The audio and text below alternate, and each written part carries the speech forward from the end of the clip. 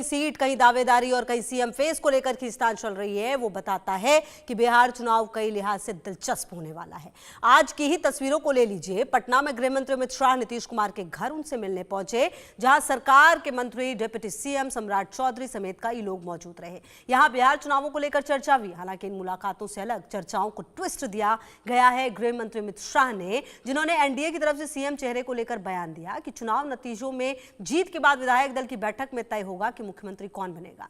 जाहिर बात है, ये उस बात से बिल्कुल अलग है जिसमें बीजेपी और जेडीयू दोनों लगातार कह रहे हैं कि यह चुनाव नीतीश कुमार की अगुवाई में लड़ा जा रहा है। अगर चुनाव नीतीश कुमार की अगुवाई में लड़ा जा रहा है तो फिर नीतीश कुमार को मुख्यमंत्री घोषित करने में समस्या क्या है? यह बात क्यों नहीं बताई जा रही है? परंपरा के नाम पर भविष्य की रणनीति को गुप्त रखने के पीछे क्या कोई सियासी मजबूरी है या कुछ और? यह बात तो विपक्ष के साथ बिहार की जनता भी जरूर जानना चाहेगी। कई सवाल हैं, लेकिन उससे पहले आपको एक रिपोर्ट दिखा देते हैं।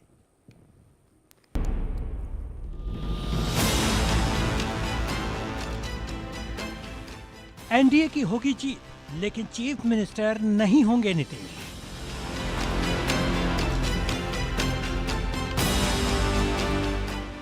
अमित शाह का इशारा, सत्ता के लिए क्या किसी दूसरे चेहरे का सहारा?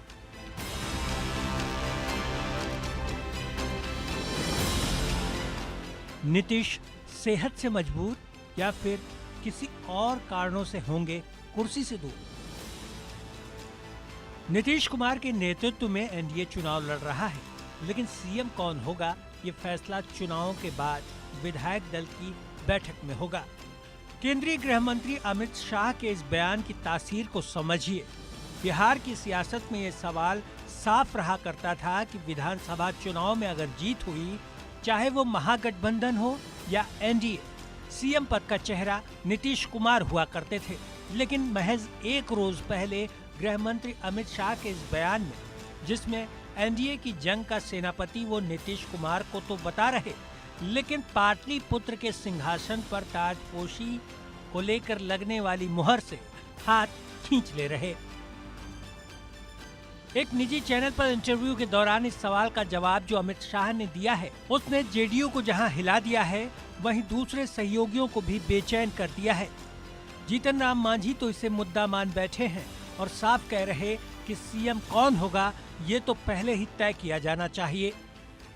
एनडीए का प्रमुख नेताओं में हमारे अमित शाह जी हैं, और यदि उन्होंने बात कही है तो उसको तो ऑथोरिटी ही माना जाएगा, अधिकृत माना जाएगा। तो हम उनके विचार से सहमत हैं, क्योंकि हम एनडीए के पार्टनर हैं, और जो वो कहे हैं कि चुनाव के बाद तय होगा, तो उनके बात से सहमत हैं। लेकिन अपना विचार हमारा है व्यक्तिगत कि चुनाव के पहले नेता यानी होने वाले मुख्यमंत्री का भी नाम तय हो जाना चाहिए था। कायदे से देखा जाए तो जीतन राम मांझी गलत नहीं है, उन पर नीतीश कुमार के उपकार भी हैं। दोनों के बीच सामंजस्य किसी से छिपा नहीं है। ऐसे में अगर चुनाव बाद एनडीए की सरकार बनती है और कोई और मुख्यमंत्री बने, तो बहुत मुमकिन है कि जीतन राम मांझी की सियासी गणित हिल जाए। तो मांझी भले ही इसे लेकर सवाल उठा रहे हों, लेकिन जेडीयू को ये कोई मुद्दा नहीं लगता। पार्टी के वरिष्ठ नेता लल्लन सिंह मानते हैं कि इसमें कोई मतभेद नहीं है, बल्कि वो मीडिया पर ही बात को तोड़ मरोड़ कर पेश करने का ठीकरा फोड़ रहे। लल्लन सिंह का दावा है कि अमित शाह ने कोई ऐसी बात नहीं की जिसे चुनाव के दौर में सियासी मुद्दा बनाया जाए। भाई, आप लोग बात को समझते नहीं। गृह मंत्री जी के बयान के अलग अलग भाग को तोड़ मरोड़ कर पेश किया जा रहा है। गृह मंत्री जी ने बार बार कहा है कि हम बिहार विधानसभा का चुनाव नीतीश कुमार के नेतृत्व में ही लड़ रहे हैं। गृह मंत्री जी के पूरे बात को पूरे संदर्भ में देखना चाहिए। रिपीटेडली 3 बार उन्होंने कहा कि बिहार का चुनाव हम मुख्यमंत्री नीतीश कुमार जी के नेतृत्व में लड़ रहे हैं। जेडीयू के मुताबिक कहानी में कोई पेच नहीं है, साफ सुथरी और सीधी बात है। बात का बतंगड़ बनाया जा रहा है। हालांकि विपक्ष शाह के बयान को लपक चुका है और माहौल के हिसाब से अब वार कर रहा है। भले ही अमित शाह ने परंपराओं का हवाला देने की बात कही हो, लेकिन बिहार की सियासत में लंबे समय से यही चला आ रहा कि नीतीश कुमार की तबीयत ठीक नहीं, तो क्या इसी वजह से अगुवाई में चुनाव लड़ने की बात और विधायक दल के चुनाव में सत्ता का चेहरा चुने जाने का शिगुफा छोड़ दिया गया है, ताकि सांप भी मर जाए और लाठी भी न टूटे। Bureau report, India news. और चलिए इसी मुद्दे पर बातचीत करने के लिए हमारे साथ जुड़ेंगे डॉक्टर कौशल कांत मिश्रा, थोड़ी देर में जुड़ेंगे हमारे साथ। उससे पहले हमारे साथ पूजा पैट्रिक जी, प्रवक्ता जेडीयू, जुड़ चुकी हैं और ईशान त्यागी जी, प्रवक्ता कांग्रेस, भी जुड़ चुके हैं। बहुत स्वागत है आप दोनों का हमारे साथ जुड़ने के लिए। सबसे पहले पूजा जी, आप ही के पास आते हुए, अब तक तो ऐसा लग रहा था तस्वीर बहुत ही ज्यादा महागठबंधन में साफ है। हालांकि देखिए हर गठबंधन में कुछ ना कुछ होता है, जैसा कि तमाम आप लोगों के प्रवक्ता भी कह रहे थे, लेकिन अब जो गृह मंत्री है वो ये कह रहे हैं नेतृत्व तो ठीक है लेकिन मुख्यमंत्री चेहरा तो क्लियर नहीं किया है। पूजा पैट्रिक जी, आप माने या ना माने? देखिए खुशबू जी, मुझे तो नहीं लगता कि यहाँ पर कोई भी जो है वो अमित शाह जी ने बार बार अपने बयानों में कहा कि हम 2025 विधानसभा का चुनाव जो है वो नीतीश कुमार जी के नेतृत्व में लड़ेंगे। और जहां तक पूरी बिहार की जनता का भी सवाल है, पूरी जनता भी जो है वो पूरे 4 हमारे विधानसभा चुनावों में 20 वर्षों में मैंडेट जो है वो हमारे माननीय मुख्यमंत्री नीतीश कुमार जी को देती हुई चली आई है। और जितने भी आप देखिए ना, हमारे पास्ट में अभी 3-4 महीने में हमारी जितने भी एनडीए की सम्मेलन हुई है, वहां पर हमारे जितने भी 5 घटक दलों के जितने भी नेता थे, शीर्ष नेतृत्व थे, उन लोगों ने मंच से भी कहा 2025 से 30, फिर से नीतीश और 225। तो अमित शाह जी के बयान को आपने अभी देखा होगा, एक्स की पोस्ट भी आई थी बीजेपी के तरफ से सुबह सुबह कि अमित शाह जी के बयान को जो है वो हमारी महागठबंधन जो है वो तोड़ मरोड़ कर पेश करने की कोशिश कर रही है। तो देखिए पूजा जी, ये अब विपक्ष तो चलिए जो करेगा तोड़ेगा मरोड़ेगा, लेकिन अमित शाह जो है उनका जो बयान है वो काफी महत्वपूर्ण है। देखिए उन्होंने क्या कहा, एक बार उन्होंने ये भी कहा कि मैं भला कौन होता हूं किसी को मुख्यमंत्री बनाने वाला, इतनी सारी पार्टियों का गठबंधन है, वो भी कहते हुए नजर आए हैं ना। नहीं तो खुशबू जी, वो देखिए ऐसे अमित शाह जी ने तो बिल्कुल ठीक कहा कि वो कौन होते हैं किसी को हमारे इस राज्य का मुखिया घोषित करने वाले, वो तो हमारी जनता करती है। और जनता ने तो इस बार, अरे जनता तो करेगी पूजा जी तब जब आपने तो एक गठबंधन तो बनाया है ना, आप उस गठबंधन के अंदर है ना, जनता अब उसी को तो वोट करेगी, फिर आप ही लोग तो फैसला लेंगे ना। और इस बार आपकी सीट भी तो कम कर दी गई है, इस बार आप बड़े भाई की जो भूमिका जिसको कहते हैं उसमें भी तो नहीं है। आप इस बात से भी आप इनकार थोड़ी कर सकती है पिछली बार की तरह। आपको बता दूं, देखिए खुशबू जी, मैं आपको बता दूं 2020 में हमारे 4 घटक दल थे, लेकिन सीट तो 243 ही थी। तो उस 4 घटक दलों में 243 सीट्स को बांटा गया। लेकिन इस बार 2025 के चुनाव में हमारे साथ चिराग जी भी हैं जो हमारे 5 पांडव हो गए। मतलब आप लोग जो है सहमति हो गए बीजेपी के साथ 101 101, ठीक है। बात सहमति की नहीं और ना ही कोई बड़ा भाई और छोटा भाई होने की है। देखिए यहाँ पर जब कोई भी गठबंधन होता है तो वहां पर कभी ना कभी जब सीट बंटवारा होता है तो उस बात पे सहमति बनती है कि जो सीट शेयरिंग की जो फॉर्मूला जो तय होगा वो गठबंधन के लिहाज से सही होना चाहिए। ठीक है पूजा जी, आपके जहां पर आप हैं शायद थोड़ी नेटवर्क में भी प्रॉब्लम है, प्लीज उसे थोड़ा सा ठीक करा लीजिए। मैं वापस आपके पास आती हूं। अब मेरे साथ डॉक्टर कौशल कांत जी भी जुड़ गए हैं, बीजेपी प्रवक्ता। बहुत स्वागत है आपका भी डॉक्टर कौशल कांत जी। अब मैं आप ही के पास आ रही थी। सवाल मेरा कौशल कांत जी ये था, जो आज गृह मंत्री का बयान है उसके क्या मायने हैं? मतलब नेतृत्व नीतीश कुमार का होगा, लेकिन मुख्यमंत्री का चेहरा बताने में फिर इतनी झिझक क्यों है? खुलकर क्यों नहीं कहते कि हाँ मुख्यमंत्री का चेहरा जो है वो नीतीश कुमार होंगे? क्या दिक्कत है सर? अरे इसमें कोई दिक्कत ही नहीं है। जो संवैधानिक प्रक्रिया उसी के थ्रू विधायक दल की बैठक होगी, उसमें डिसाइड होगा। नीतीश कुमार जी चेहरा, नीतीश कुमार जी पूरे विधायक दल के मुखिया हैं। जो डिसीजन होगा नीतीश कुमार जी उसका पार्ट होंगे, वो मिलकर के डिसाइड करेंगे। इसमें गलत क्या है? नहीं गलत तो इसमें मतलब कुछ है इसमें नहीं, लेकिन सही भी की क्या मतलब नहीं। आप लोग ही तो कुछ दिन पहले लगातार कह रहे थे ना महागठबंधन की तरफ से भी कि कोई नेतृत्व नहीं है, आप लोगों ने किसी को चेहरा नहीं बनाया, ये तमाम सवाल आप उठा रहे थे। तो अब सवाल तो फिर इधर से भी उठेंगे ना भाई कि अब तक जब आप कह रहे थे तो नीतीश कुमार को चेहरा मुख्यमंत्री का बताने में क्या दिक्कत है? अरे हम तो वो तो नीतीश जी खुद ही बता देंगे ना, हम कैसे बता सकते हैं? बात यह है कि जो विधायक दल की बैठक होगी और नीतीश जी के नेतृत्व में पूरा चुनाव लड़ा जा रहा है, तो इसमें मतलब मुझे नहीं समझ आ रहा बाल की खाल क्यों निकाली जा रही है। समस्या यह है कि आज सारी 243 सीटों के ऊपर एनडीए के सारे कैंडिडेट डिसाइड हो चुके हैं एक दिन पहले ही। और दूसरी तरफ एनडीए गठबंधन में अभी भी सिर्फ टअव्वल चल रही है। मुकेश सैनी जी अभी भी मुंह फुलाए घूम रहे हैं।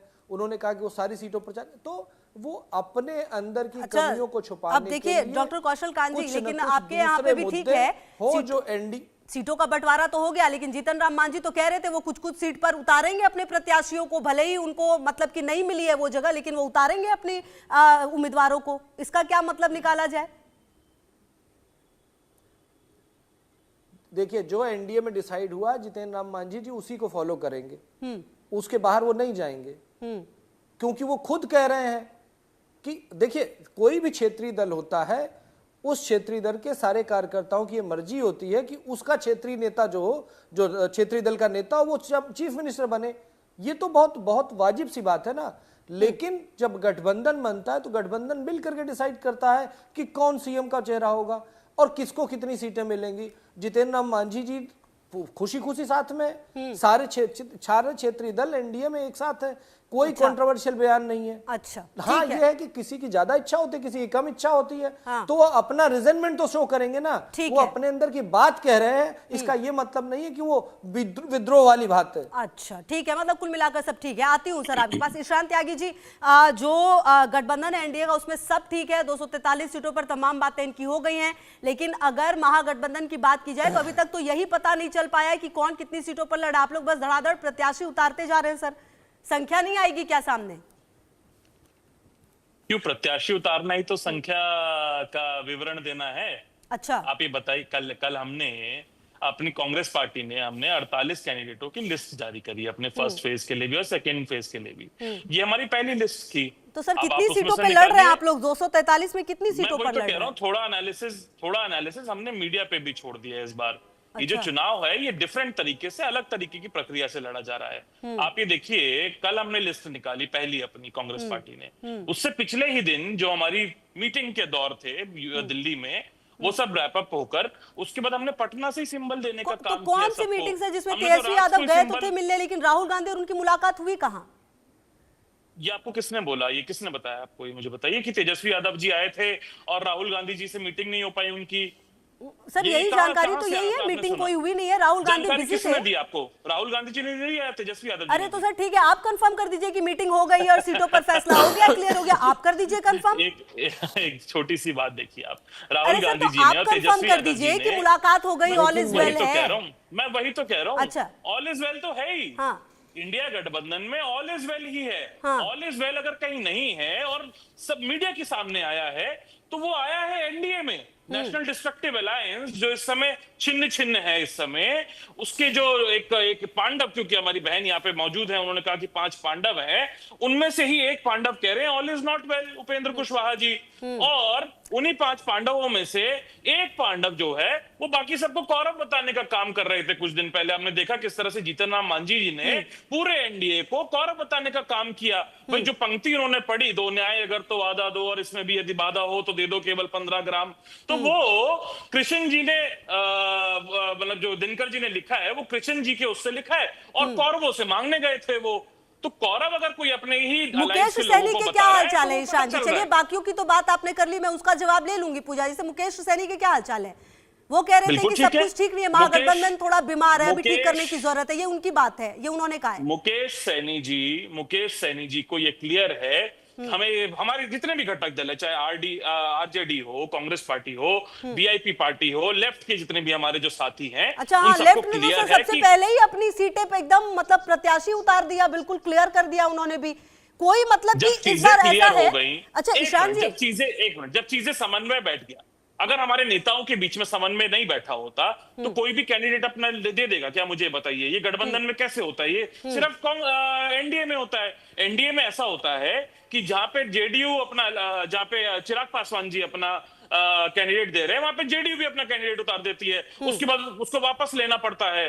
तो ये सब चीजें अगर हो रही हैं तो वो एनडीए में हो रही हैं, वो यहाँ पे नहीं हो रही हैं। अच्छा। हमारा जो चुनाव है वो हम मुद्दों पे चुनाव लड़ने का काम कर रहे हैं। अगर किसी व्यक्ति के चेहरे पे लड़ने की लालसा है तो वो सिर्फ जेडीयू को है इस समय, क्योंकि अच्छा। भारतीय जनता पार्टी नीतीश जी को कभी भी मुख्यमंत्री अब नहीं बनाएगी। नीतीश जी कुछ दिनों के और आप मुख्यमंत्री लोगों के हैं। लीडर कौन है? 14 चलिए नवंबर उनके, तक तो आप लोगों का चेहरा कौन है सर?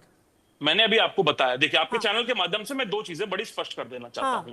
एक तो कांग्रेस पार्टी कभी भी चेहरों पर चुनाव नहीं लड़ती, हम चुनाव पर लड़ते हैं मुद्दों पे। हम चुनाव लड़ रहे हैं बिहार में कि जिस तरह से पिछले 20 वर्षों में एनडीए ने जेडीयू ने, आप बीच में नहीं बोलिएगा कौशल कांत जी, आपके बीच में नहीं बोला था एक भी बार। हाँ सर, कंप्लीट करें। जेडीयू और बीजेपी ने लगभग पिछले 20 वर्षों में जो बिहार है उसको पलायन का गढ़ बना दिया, बिहार है उसको अपराध का गढ़ बना दिया, बिहार है उसको महंगाई का गढ़ बना दिया, बिहार को भ्रष्टाचार का गढ़ बना दिया, 70,000 करोड़ का घोटाला किया। और ये मैं नहीं कह रहा हूं, ये कैग की रिपोर्ट कह रही है। हाँ। और रही बात हमारे गठबंधन के चेहरे की, हाँ। कांग्रेस पार्टी में और हमारे इंडिया गठबंधन में कई चेहरे हैं। तेजस्वी यादव जी हमारे नेतृत्व कर रहे हैं, राहुल गांधी जी हमारा नेतृत्व कर रहे हैं, अखिलेश प्रसाद जी कर रहे हैं, उसके बाद कृष्णा लावरू जी कर रहे हैं, कई चेहरे उसके बाद राजेश राम जी कर रहे हैं। ईशान जी, स्वाभाविक सी एक मिनट, आखिरी 5 सेकंड। स्वाभाविक सी बात है, बहुत ज्यादा रॉकेट साइंस नहीं है इस बात में कि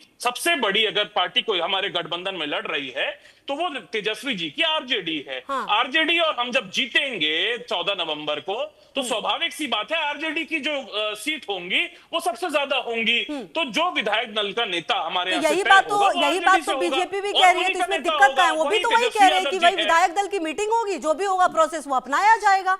तो इसमें कोई कंफ्यूजन है क्या? डॉक्टर कौशल कांत जी, देखिए कुल मिलाकर ये जो महागठबंधन की, अगर मैं आती हूँ सर अब आपके पास, मैं आती हूँ, क्योंकि अभी यहाँ पे हमारी जो बहन मौजूद है जेडीयू से, उन्होंने बोला कि नीतीश जी चेहरा होंगे। एक बार कौशल कांत मिश्रा जी से बुलवा दीजिए कि नीतीश जी चेहरा होंगे और मुख्यमंत्री आप चेहरे की बात कैसे कर रहे हैं? आप पूरा बिहार में वोटर अधिकार रैली कर ली, तेजस्वी यादव को एक बार आप बता नहीं पाए, राहुल गांधी की इनके नेतृत्व में चुनाव लड़ेंगे, और सर आप चेहरे और नेतृत्व की बात कर रहे हैं। पूरा वोटर अधिकार यात्रा खत्म हो गया, बिहार में अधिकार यात्रा निकालनी पड़ी तेजस्वी यादव को। क्या बात कर रहे हैं सर आप चेहरे की? ठीक है, मैं वैसे जवाब ले लूंगी, ठीक है। अरे ईशान त्यागी जी सुनिए तो सही, आपने जो कहा उसका जवाब लेते हैं, ईशान त्यागी जी जवाब लेते हैं, ठीक है। अच्छा डॉक्टर कौशल कांत जी, चलिए ये जो महागठबंधन है उनका तो ऐसे ही है कि भाई इनके लिए अब विधायक दल की मीटिंग है, ये तमाम बातें। हालांकि आपने भी शुरुआत में भी यही कहा था मुझे कि विधायक दल की मीटिंग होगी, हम फैसला लेंगे, नेतृत्व नीतीश कुमार जी कर रहे हैं। लेकिन कहीं ना कहीं जो पेच है वो यही फंसता है कि आप भी कह रहे हैं कि आपके अंदर सब ठीक है, महागठबंधन भी कहती है कि सब ठीक है, लेकिन कहीं पर कुछ ठीक नहीं है। कहीं ना कहीं जो चिराग पासवान की कुछ सीट है उस पर अगर ये कहेंगे जीतन राम मांझी कि हम भी अपने नेता को उतारेंगे तो वो ठीक नहीं होगा। और कुल मिलाकर नीतीश कुमार का जो चेहरा जिस पर आप लोग इतने दिन से कह रहे थे, उनको मुख्यमंत्री का चेहरा ना बताना कहीं ना कहीं एक नेगेटिव जो इंपैक्ट है वो तो डाल रहा है। कृष्णकांत जी, कौशल कांत जी, सॉरी जी। देखिए आप देखिए कि एनडीए की 243 सीटें घोषित हो चुकी हैं जिस पे चुनाव होना है, फिर कंफ्यूजन क्यों है? हमने बता दिया कि हमारे नेता जिनके नेतृत्व में चुनाव लड़ा जा रहा है उनका नाम नीतीश कुमार जी है। मांझी क्यों आकर दे रहे हैं? ठीक, फिर नहीं, जीतन राम मांझी अगर आकर कहेंगे कि हम चिराग पासवान एक दो सीट का वो नाम लेंगे कि हम यहाँ प्रत्याशी उतारेंगे, तो वो तो मैं बताता हूँ, मैं इसका जवाब देता हूँ। जी जी, दे मैं आपको जवाब देता हूँ। हर क्षेत्रीय दल का अपना एक क्षेत्रीय जो होता है वोट बैंक होता है। अब उन वोट बैंक की आकांक्षाओं को पे खरा उतरने के लिए अलग अलग राजनीतिक दल अपना अपना बयान देते हैं।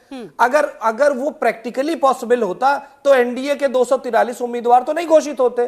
तो उन्हें अपना वोट बैंक भी देखना है, उन्हें अपना क्षेत्रीय समीकरण भी देखना है। तो क्षेत्रीय समीकरण को साधने के लिए क्षेत्रीय दल कुछ भी बयान दे सकते हैं, लेकिन as a umbrella organisation NDA उसकी 243 सीटें डिक्लेयर हो चुकी हैं और हमारा एक नेता है जिसका नाम है नीतीश कुमार, ठीक है, जिसके नेतृत्व में हम चुनाव लड़ रहे हैं। वहां दूसरी तरफ आप देखिए, आरजेडी में की तरफ से या ये कहे इंडी गठबंधन की तरफ से कौन एक नेता जिसके क्षेत्र में नेतृत्व में चुनाव लड़ रहे हैं, यही नहीं डिसाइड है। राहुल गांधी है कि तेजस्वी है कि, अरे वही तो आप उनके आप ये बताइए 4 लोगों के नेतृत्व में सेना लड़ रही है, यहां एक नेतृत्व में सेना लड़ रही है। हाँ। फर्क साफ समझ में आ रहा है। दूसरे किसकी बात करेंगे? नहीं सुनिए तो जी रहेंगे तो ये आरजेडी का फुल फॉर्म क्या है? रहेगा जंगल राज दल। पिछली बार याद रखिए जब सुनू में जो चुनाव विश्लेषकों के हिसाब से आरजेडी की सरकार बन रही थी, एक दिन पहले ही सड़कों पे क्या हाल हो गया था, किस तरह की गुंडागर्दी फैली थी, जबकि फाइनल काउंटिंग नहीं हुई थी। उस गुंडागर्दी का नजारा भी बिहार ने देखा था। यहां तक कि तेजस्वी यादव को आकर के बोलना पड़ा था कि अपने आरजेडी कार्यकर्ताओं को 1990 से 2005 का वो दौर था, और आज भी आप लोग भूलते नहीं हैं उस जंगल राज की याद दिलाते हुए, डराते हुए, कहीं ना कहीं जो मतदाता है उनको ये आप लोग समझाते रहते हैं कि आप लोग उस दौर को याद रखें। कुछ नया भी आना चाहिए। आती हूँ, ईशान त्यागी जी कुछ जवाब देना चाह रहे हैं। मैं आती हूँ, ईशान त्यागी जी जवाब देना 10 सेकंड और देख लीजिए। आपके इसी बात पे 10 सेकंड देना चाहता हूँ मैं। सिर्फ भारतीय जनता पार्टी 10 सेकंड सिर्फ ये दे। क्या बिहार की जनता क्या नालंदा भूला है बख्तियार खिलजी को, जिसने पूरी उस यूनिवर्सिटी को जला दिया था? जब इतने हजार सैकड़ों साल पुराना बख्तियार खिलजी भूला नहीं गया, नालंदा नहीं भूला गया, तो अभी 20 साल पुराना जंगल राज कैसे भूल सकती है? तो कुल मिलाकर कौशल कांत जी, बात यह है कि कुछ ऐसे बेहतरीन काम किए जाए जिससे जंगल राज जो है बिल्कुल एक इतिहास बन जाए, तो कुछ बात हो। बहरहाल हाँ, ईशान त्यागी जी आप जवाब दीजिए। और दूसरी बात ये, आप ये कह रहे हैं बीजेपी से कि भाई आपके तो 4 नेतृत्व, कम से कम उनका नेतृत्व तो क्रिस्टल क्लियर है ना कि हाँ भाई हम नीतीश कुमार के नेतृत्व में लड़ रहे हैं।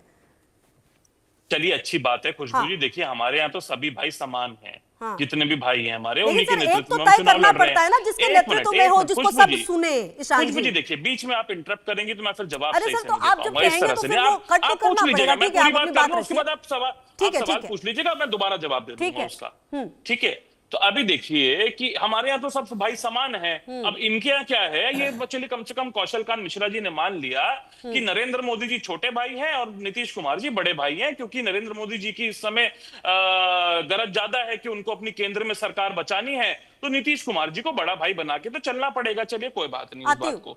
दूसरी बात देखिए, भारतीय जनता पार्टी और उसके जो घटक दल है, या तो आपको इतिहास में लेके जाएंगे या फिर जनता को वोट बैंक बताने का काम करेंगे, जिस तरह से हमारे यहाँ पर मित्र जो बैठे हुए हैं कौशल कांत मिश्रा जी ने किया।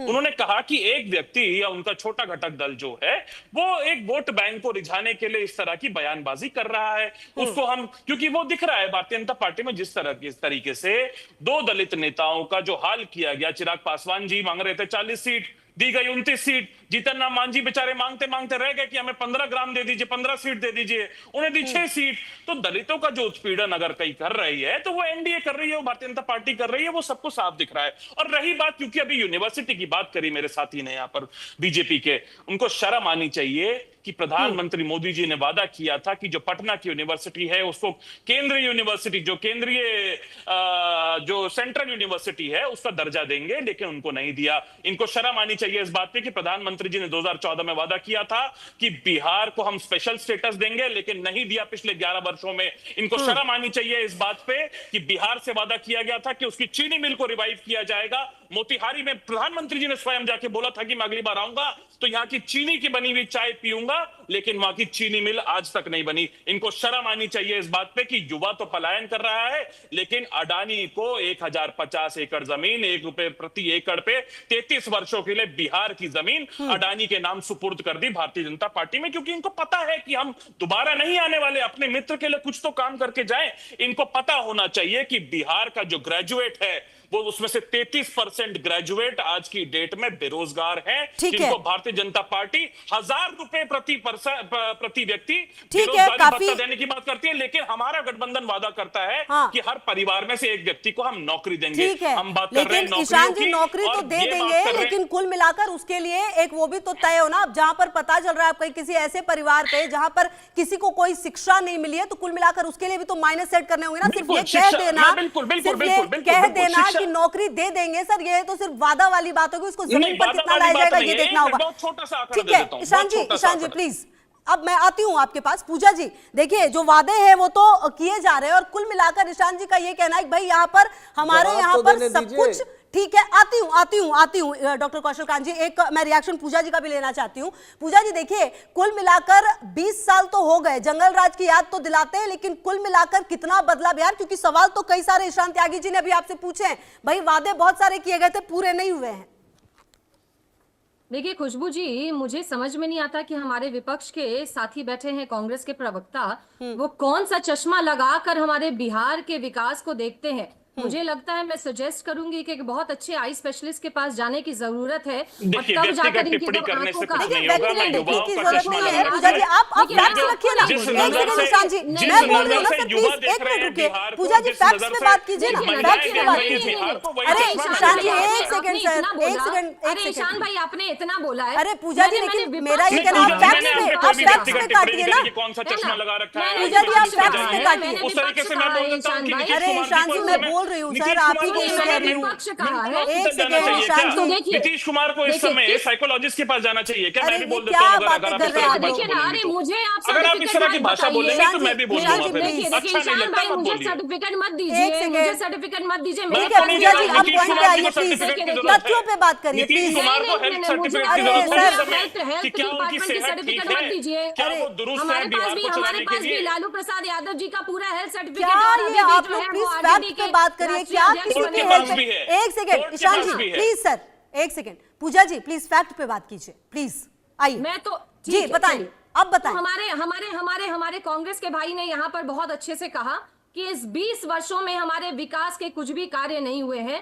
तो मैं यहाँ पर अपने भाई को बताना चाहूंगी कि आप जो बार बार कहते हैं कि हम लोग 20 साल पहले की बात क्यों करते हैं, अरे आप मुझे बताइए ईशान भाई कि इतिहास को पढ़ाया ही क्यों जाता है? इतिहास को इसीलिए पढ़ाया जाता है कि पहले की जो गलती की हुई है उसे दोबारा ना दोहराया जाए, और हमारी ये जिम्मेदारी बनती है। इस 20 वर्षों में हम अपने बिहार प्रदेश का नेतृत्व कर रहे हैं और हमारी ये जिम्मेदारी बनती है कि 15 सालों में उस समय जो जंगल राज चला था उसको हम अपनी युवा पीढ़ी को जरूर बताएं कि आने वाले दिनों में जो गलती पहले जंगल राज में हो चुकी थी वो गलती को दोबारा ना दोहराया जाए। सबसे पहली बात मैंने आपको बता दिया कि इतिहास को क्यों पढ़ाया जाता है और जंगल राज की बात। और आप जंगल राज की बात करते हैं, क्या हमारे दलों ने आपको जंगल राज की उपाधि दी थी?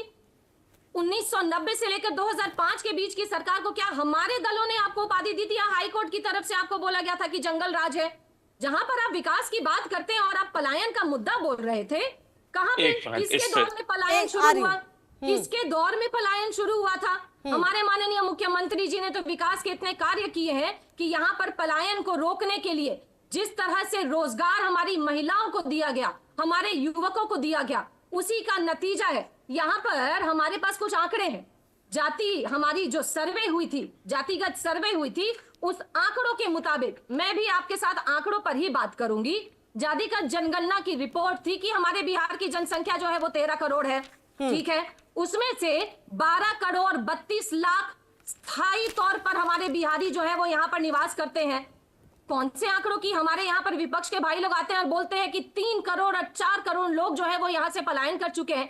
अगर हमारा जाति आधारित गणना बोलता है कि 12 करोड़ 32 लाख लोग जो है वो यहाँ पर स्थायी रूप से बिहार में रहते हैं, तो कौन सा आंकड़ा है भाई आपके पास जो कहता है कि 3 करोड़ 4 करोड़ लोग जो है वो पलायन कर गए यहाँ से? दूसरी और बात, आप यहाँ पर कहते हैं कि हमारे माननीय मुख्यमंत्री नीतीश कुमार जी ने कुछ किया ही नहीं। मैं आपको बता दूं यहाँ पर ईशान भाई, शायद आप बिहार आए हैं या नहीं आए हैं मैं तो नहीं जानती, लेकिन मैं तो हमारे बिहार में ही रही हूँ, यहीं पर जन्मी हूँ, यहीं पर पली बड़ी हूँ। और यहाँ पर मैंने देखा है कि जब मैं स्कूल में पढ़ा करती थी तो उस समय हमारी बिहार की प्रदेश की महिलाओं के लिए किस तरह का दौर था, और आज किस तरह से एक एक महिला जो है वो माननीय मुख्यमंत्री जी के द्वारा दी गई शिक्षा को प्राप्त करके रोजगार में किस तरह से अपने पैर जमा चुकी है। और यहाँ पर शिक्षा प्राप्त करके हमारी बेटियां जो है वो इतनी शिक्षित हो चुकी है कि उन्हें पता है कि 2025 के भी विधानसभा चुनाव में किसे मुख्यमंत्री के पद पर आसीन करना है और किसे 20 वर्षों के बाद भी सत्ता में नहीं आने देना। हाँ ठीक है, कुल मिलाकर पूजा कुल जी, मुझे एक सेकंड। आती हूँ ईशान जी, आप ही के पास आऊंगी। कुल मिलाकर पूजा जी, आप ये कह रही हैं कि काफी काम हुए हैं, लेकिन कहीं ना कहीं जो एक ये भी रिपोर्ट ये कहती है कि कई ऐसे पोस्ट हैं जो अभी भी खाली है, जहां पर आपको अभी भी भर्ती है, जिसके लिए आप अभी भी वादे कर रहे हैं कि अब अगर हम 5 साल आएंगे तो फिर हम ये काम करेंगे। मतलब कुल मिलाकर 20 साल जो है थोड़े से कम जरूर पड़े हैं बिहार को विकसित बिहार बनाने के लिए। पूजा जी, ठीक है, आती हूँ आपके पास। ईशान त्यागी जी, देखिए, आप जवाब तो दीजिए ही मुझे जो बात आप कहना चाहते हैं। और आप तभी से पिछले काफी समय से जीतन राम मांझी ने जो लिखा था दिनकर की जो कविता थी, 5 ग्राम को 15 ग्राम कर दिया, उस पर आप तंज कस रहे हैं। आप मुझे ये बताइए, कुछ दिन पहले, 2 दिन पहले मनोज कुमार झा ने लिखा, रहीमन धागा प्रेम का मत तोड़ो चिटकाए, टूटे से फिर ना मिले, मिले गांठ पर जाए, हर अवसर के लिए प्रासंगिक, जय हिंद। इस पर आपके नेता इमरान प्रतापगढ़ी लिखते हैं, पानी आंख में भरकर लाया जा सकता है, अभी भी जलता शहर बचाया जा सकता है। गठबंधन जल रहा है क्या? नहीं, तो फिर वो बिहार के लिए लिख रहे हैं। अच्छा, कि अभी तक जलता बिहार बचाया जा सकता है, यानी कि अगर आप हमारे गठबंधन को अगर वोट देंगे, हाँ, आप एक चश्मे आप एक वो मैं आपको सर, ये चश्मे तो वाली आप बात देखिए नहीं अभिशांत जी, बोलूंगा। ये बात गलत मैं है। आप दूसरा- आपने जब नहीं, बात नहीं। की है, ट्वीट की आपने जब बात की, तब मैं ये बात लेकर आई हूं। मैंने तो शुरुआत नहीं की ना ईशान जी, एक मैं तो बात सवाल बताइए, पूछ रही हूँ। अगर ट्विटर पे जाके हाँ। कोई खुले तौर पे कुछ मांग रहा है, तो वो किससे मांग रहा है? वो अपने घटक दलों से मांग रहा है। हाँ, हम अच्छा, कह और रहे ये हैं जो है कि वो अभी बिहार भी के लिए कह रहे हैं। बिहार को अच्छा, ये बचाए। मतलब अपने हाँ, कंफर्ट अभी के भी हिसाब से बिहार- सेट कर लें। नहीं, चलिए, नहीं, कोई नहीं, नहीं ईशान जी, अरे ठीक है, आपने मुझे जवाब सेट दें। किया। अब आप सुनिए मेरी बात, हाँ। देखिए, क्योंकि आंकड़ों की बात होनी चाहिए। अगर कोई बच्चा, देखिए, इन्होंने बताया कि इतिहास की हम बात करते रहेंगे, गाजे बाजे बजाते रहेंगे। प्रधानमंत्री जी की आदत है कि वो इतिहास में ही जी रहे हैं, क्योंकि नेहरू उनको काम करने से रोकते हैं हर चीजों में। लेकिन मुझे एक बात बताएं मेरी बहन, क्योंकि इन्होंने शिक्षा की बात करी, मैं कुछ आंकड़े आपके व्यूअर्स के सामने पेश कर देता हूं। जो केंद्र है हमारा, उसका जो डिपार्टमेंट है, unified district information system for education, वो कहता है कि लगभग 94,000 बिहार में स्कूल हैं। लेकिन बिहार की सरकार का जो डेटा है, जो इंफॉर्मेशन ऑफ पब्लिक रिलेशंस है, इंफॉर्मेशन एंड पब्लिक रिलेशंस है, वो कहता है लगभग 75,500 हैं। इसका मतलब 19,000 का डिफरेंस है। यही नहीं पता कि 19,000 स्कूल बिहार में है कि नहीं है। अगर एक टीचर के स्कूल की बात करें, ऐसे जिसमें सिर्फ एक ही टीचर है, ऐसे 2637 स्कूल हैं। अगर आप बात करें कि जिन स्कूलों में अभी बिजली की व्यवस्था नहीं है, ऐसे लगभग 20,500 स्कूल हैं। और इन्होंने महिलाओं की बात करी, युवा बच्चियों की बात करी कि बच्चियों को हमने शिक्षा दे दी। आज भी बिहार में 5,541 स्कूल ऐसे हैं जहां पे बच्चियों के लिए टॉयलेट तक की फैसिलिटी नहीं है। ये तो हाल है बिहार की शिक्षा व्यवस्था का। अगर आप बात करें कि थोड़ा सा उच्च स्तर पे जाएं शिक्षा की, तो एक बिहार का नौजवान पेपरों की तैयारी करता है, उसके बाद क्या होता है, जब वो पेपर देने बैठता है तो पता चलता है कि पेपर ही लीक हो गया। चाहे वो बीपीएससी का पेपर उठा लीजिए, वो नीट का पेपर उठा लीजिए, टीचर्स इंप्रूवमेंट एग्जाम उठा लीजिए, वो पेपर वहां पे लीक हो जाता है। पेपर जो लीक होने का एक वहां पे गिरोह चल रहा है, जिसके सरगना मैं कह सकता हूं कि वहां के शिक्षा मंत्री हैं, और नीतीश कुमार के संरक्षण में एक और गिरोह चल रहा है, शराब गिरोह चल रहा है। 50,000 करोड़ का जो मार्केट है शराब का, अवैध शराब का, वो बिहार ठीक है, तो जवाब ले लेते हैं इसी पर। ईशान जी, काफी आपने जो आरोप है वो लगाए हैं। सर कौशल कांत जी, डॉक्टर कौशल कांत जी, जो ये आरोप है, जवाब तो इस पर भी दीजिए। और कहीं ना कहीं क्या 20 साल सचमुच दे दीजिएगा, एक जवाब और दे दीजिएगा, सर दे दिया आपने, काफी सवाल कर लिए ईशान जी, और दे दीजिएगा, पूरा समय दे दीजिएगा फिर उनको। आप एक जवाब और दे दीजिएगा। हमने देखा किस तरह से बिहार में इतना बढ़िया इंफ्रास्ट्रक्चर बनाया है नीतीश कुमार जी की सरकार ने, कि जैसे ही बारिश होती है 25 पुल ढह जाते हैं। आप ही के चैनल ने, मुझे लगता है 5 बार कम से कम, वो पिछले साल से लेके अब तक वो रिपोर्ट 10 बार चलाई होगी। हमने सबने देखा कि पुल किस तरह से ढह गए और पुल ही गायब हो गए बिल्कुल वहां से। ठीक है, ओके। डॉक्टर कौशल कांत जी, मतलब कुल मिलाकर जो काम आप लोगों ने किए हैं वो बेहतर काम किए नहीं, पुल बनाते हैं ढह जाते हैं, जो शिक्षा है उसमें हाल बेहाल है। और कुल मिलाकर बिहार जो है, भले ही जंगल राज की बात आप लोग करें, लेकिन अभी भी वो विकसित बिहार, वो बढ़ता बिहार नहीं बन पाया है कुल मिलाकर, जो बनना चाहिए था। जी डॉक्टर कौशल कांत जी, देखिए, पहले स्पेल में ईशान जी ने बोला था, हाँ, पहले स्पेल में ईशान जी ने बोला था, बड़े भाई छोटे भाई की बात की थी। ठीक, पूरे बिहार की जनता और पूरे देश की जनता ने देखा था किस प्यार से भरत की तरह छोटे भाई ने बड़े भाई राम का पैर छुआ था। तो उसमें ये बताने की जरूरत नहीं है बड़ा कौन है छोटा कौन है। अब बात आती है कि इतिहास की बात करते हैं, तो एक कहा जाता है कि जो लोग अपना इतिहास भूल जाते हैं, इतिहास उन्हें भूल जाता है। और इसलिए इतिहास को याद रखना कौशल भाई, ये जरूरी बता है। दीजिए, और आप बड़ी मोदी बड़ी जी बातें नीतीश कर जी रहे के थे, तो पैर छू रहे आपको हैं एक क्या चीज आजकल? बताना पड़ेगा कि आपके जमाने में कौशल भाई, शिक्षा मोदी का जी व्यय नीतीश जो जी के था पैर छू रहे हैं क्या? उससे 20 गुना शिक्षा का व्यय बढ़ा है। कौशल आपके भाई, जमाने में मोदी जी, साक्षरता दर नीतीश जी 47% के पैर थी, छू रहे हैं क्या आज आजकल वो अपनी बढ़ करके सरकार बचाने के लिए 87% हो गई है। केंद्र में? छात्र शिक्षक अनुपात जो होता 65 से घट करके 28 हो चुका है। इंजीनियरिंग कॉलेज 2 होते थे आपके जमाने में, आज 38 हो गए हैं। पॉलिटेक्निक कॉलेज 13 होते थे, 46। सब आंकड़ों की बात कर रहा हूं। ठीक आपके जमाने में मेडिकल कॉलेज 6 होते थे और सभी 1990 के पहले बने थे, आपने एक भी ना बनाए थे। जब से एनडीए की सरकार आई है तब से 30 बने हैं, जिसमें से 12 घोषित हो चुके हैं और 15 भी निर्माणाधीन है। 2 एम्स बने हैं, दोनों एम्स काम कर रहे हैं। इसके अलावा सबसे बड़ी चीज होती है, आपके जमाने में पता है कि जो गवर्नमेंट के जो पीएससी होते थे उसमें कितने मरीज दिखाने आते थे आपके जमाने में? कुल मरीज जो आते थे वो 45 आते थे। आज कितने हो गए हैं? महीने में 1000 से ऊपर हो चुके हैं। आपने क्या व्यवस्था दी थी? पूरे बिहार ने देखा है। आपने क्या गुंडा, एक बात बताते हैं, आप कहते हैं ना किसको जमीन दे दी, क्या जमीन दे थी? लालू जी का जमाना था, एक बड़ी कंपनी का नाम नहीं लेना चाहूं, कार कंपनी थी, लैंड लेकर के आई थी, वहां पर कार कंपनी डालने के लिए गई थी, बात करने के लिए ऊपर सेक्रेटरिएट में गई, नीचे से उसकी वही कार गायब हो गई। लोगों ने कहा, पुलिस थाने में गए तो उन्होंने बोला कि नहीं नहीं, लालू जी से जाकर मिलिए, कुछ हो जाएगा। जब वो लालू जी के यहां पहुंचे तो पता चला वही कार वहीं खड़ी थी। तो जब वो सरप्राइज हो गए तो उन्होंने कहा, भैया क्या हुआ, कुछ दे तो, लड़के वड़के उठा लाए होंगे। इस तरह की गुंडागर्दी थी और वो कंपनी भाग करके कहां गई? बिहार को छोड़ करके चली गई। आपके जमाने में बिहार से पलायन दर 11% थी, आज घटकर पलायन दर 2% से कम हो गई है, जो राष्ट्रीय एवरेज से कम है। क्या बात करते हैं? अच्छा। बिहार वो धरती थी जो आज भी पूरे हिंदुस्तान में सबसे ज्यादा सिविल सर्वेंट्स बिहार से आते हैं, सबसे ज्यादा सिविल सर्वेंट्स बिहार से आते हैं आज भी। लेकिन उस धरती को आपने किस तरीके से बांटा? कभी भूरा बाल साफ करो, कभी परवल करके बांट दिया। ये तरह की बांटने की राजनीति करते थे। आपने सिर्फ एक ही राजनीति की, मुसलमानों को जोड़ो और हिंदुओं को जातियों में बांटो और राज करो। इस फार्मूले से आपने पूरे बिहार को रसातल में ला जा करके छोड़ा था। ये तो अच्छा हुआ नीतीश जी आ गए, सुशासन देखा, अब पता है जनता को। इसलिए इतिहास को याद रखना जरूरी है। जिस तरह से भारत का इतिहास बख्तियार खिलजी को नहीं भूल सकता, उसी तरीके से बिहार का जनता, बिहार का लोग कभी भी लालू यादव को नहीं भूल सकता, उसके गुंडा राज को भूल नहीं सकता। अभी भी तो क्या हुआ, अभी भी तो क्या हुआ, ओसामा को ले आए हैं। अभी भी कौन आया? ओसामा, परिवारवाद, गुंडावाद, सबका एग्जाम्पल है ओसामा। उसको ला करके दोबारा टिकट दिया गया और उसके साथ गठबंधन कर रहे हैं। एक आखिरी बात कह के बात खत्म करता हूं, एक आखिरी बात कह के बात खत्म करता हूं, एक आखिरी बात खत्म करता हूं। अभी आईआरसीटीसी घोटाला के बारे में सुना होगा ना, 27-28 सुनवाई है। लैंड फॉर जॉब घोटाला, रेल मंत्री थे जब ये, इन्होंने बीएनआर होटल को लीज पर दिया। और कैसे दिया? पहले पटना के बेली रोड की जमीन थी प्रेमचंद गुप्ता के नाम पे, उनकी वाइफ सरला गुप्ता थी, जिनको 1.5 करोड़ रुपए में 94 करोड़ की जमीन 1.5 करोड़ रुपए में सरला गुप्ता ने खरीदी। और उसको 65 लाख में किसने खरीदा?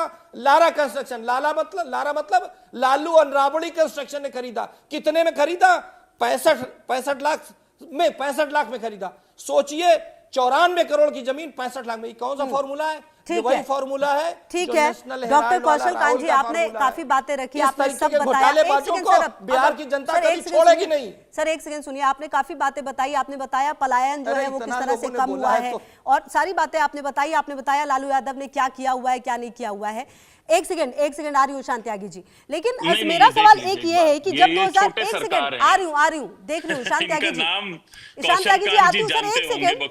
एक सेकंड प्लीज। और पूजा पैट्रिक जी तो जरूर सर एक बात बताइए डॉक्टर कौशल कांत जी, आपने तमाम बातें रखी है, लेकिन जब आज 2025 का चुनाव हो रहा है फिर भी जो सबसे बड़ा मुद्दा है वो विकास, रोजगार, जाति और पलायन ही क्यों है? ये तो सवाल पूछे जाएंगे ना।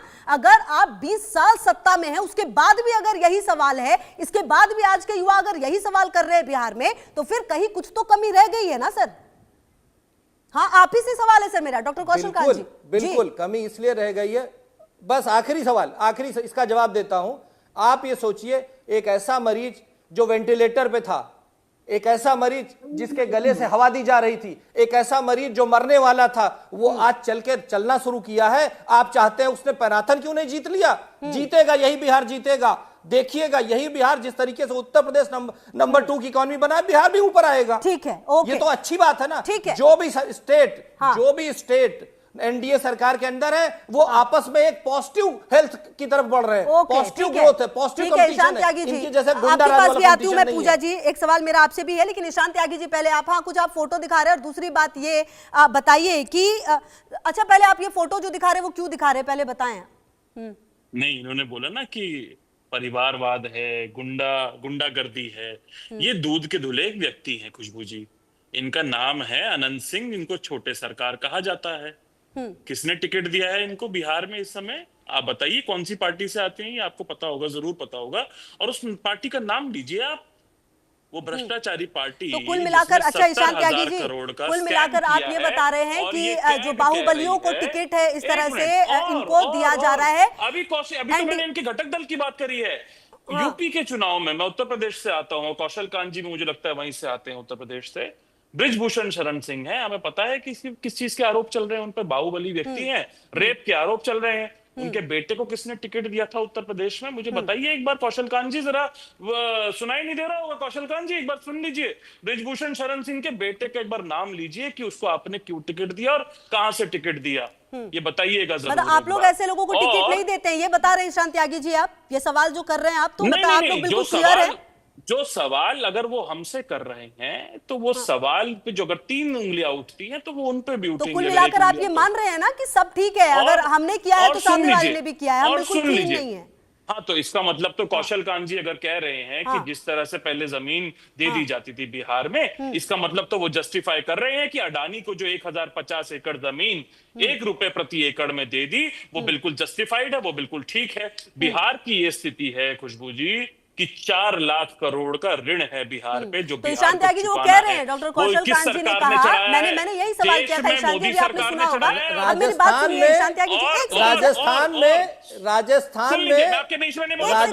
में जो सरकारी दमाद है उनको जमीन दी गई थी 34 पैसा पर एकड़, 34 पैसा पर एकड़, और उन्हीं दमाद जी के जीजा जी ज्यादा बैठे हुए हैं। क्या बात करते हैं आप? एक सेकंड, एक अच्छे श्रोता बनिए ईशान त्यागी जी, कोई बात नहीं, आप अपनी बात रखिए, अपनी बात रखिए ईशान त्यागी जी। और मैं आपसे ये कह रही हूँ कि जब मैंने ये सवाल पूछा कि 20 साल भी बाद भी अगर ये मुद्दे हैं तो क्यों है, तो कुल मिलाकर ये आरोप भी जो है वो 1995 जो दौर था ना, वो 2005 तक का, 1990-2005 का दौर का वही दौर बताया जा रहा है कि भाई इतना ज्यादा बेकार कर दी थी बिहार की स्थिति, उस वेंटिलेटर पर ले आए थे कि उसको निकालने में वक्त लग गया है भाई, अब धीरे धीरे चलना शुरू किया है बिहार ने। हाँ बिल्कुल, जैसे ही चलना शुरू करते हैं, बारिश के समय पुल ढह जाता है उसी सड़क, उसी पुल पे। जैसे ही चलना शुरू करता है बिहार किसी सड़क पे, जो नितिन गडकरी जी का मंत्रालय बनाता है, उस पे स्पेस टेक्नोलॉजी से प्रधानमंत्री जी कहते हैं हम स्पेस टेक्नोलॉजी सड़क बनाते हैं, वही सड़क ढह जाती है, उस पे 50 फीट गहरे गड्ढे हो जाते हैं। और अभी कौशल कांत मिश्रा जी एक बड़ी अच्छी बात बोल रहे थे कि जो भरत ने प्रभु श्री राम के पैर छुए थे, कौन बड़ा भाई है कौन छोटा भाई है। तो मुझे लग रहा है प्रधानमंत्री मोदी जी इस समय नीतीश कुमार जी के पैर छू छू के यही बोल रहे हैं कि नीतीश बाबू कैसे भी करके मेरी केंद्र में सरकार बचा लो। पर्सनल पे आ गए। नहीं, पर्सनल पे क्यों आ गए? उन्होंने कहा कि प्रभु छोटा भाई और बड़ा भाई होता है। भाई बड़े भाई अगर नीतीश कुमार जी है, उनके नेतृत्व में बिहार में चुनाव लड़ रहे हैं, तो प्रधानमंत्री जी रोज उनके पैर छू रहे हैं कि मेरी केंद्र में सरकार बचा लो। और जेडीयू की प्रवक्ता यहाँ पे मौजूद है, कौशल कांत जी एक मिनट शांत रहिए, कौशल कांत जी शांत रहिए, सुनने की क्षमता रखिए, आप सुनने की क्षमता रखिए। अगर आपको दिक्कत हो रही है तो चलिए ठीक है सर, मेरे पास समय की थोड़ी कमी है। जेडीयू की प्रवक्ता यहाँ मौजूद हैं, कहीं ऐसा ना हो खुशबू जी कि एकनाथ शिंदे कोई निकले जेडीयू में से और जेडीयू के ही 2 पार कर दिए जाए और नीतीश जी को अलग कर दिया जाए। चलिए ठीक है, मेरे पास समय की थोड़ी कमी है और इस चर्चा को यहीं पे खत्म करना पड़ रहा है। उम्मीद यही करते हैं कि आप लोगों का जो ये कैंपेन है वो चले और कम से कम जो तस्वीर है वो जनता के लिए साफ हो। बहुत शुक्रिया डॉक्टर कौशल कांत जी, पूजा जी और ईशान त्यागी जी, आपका भी हमारे साथ जुड़ने के लिए।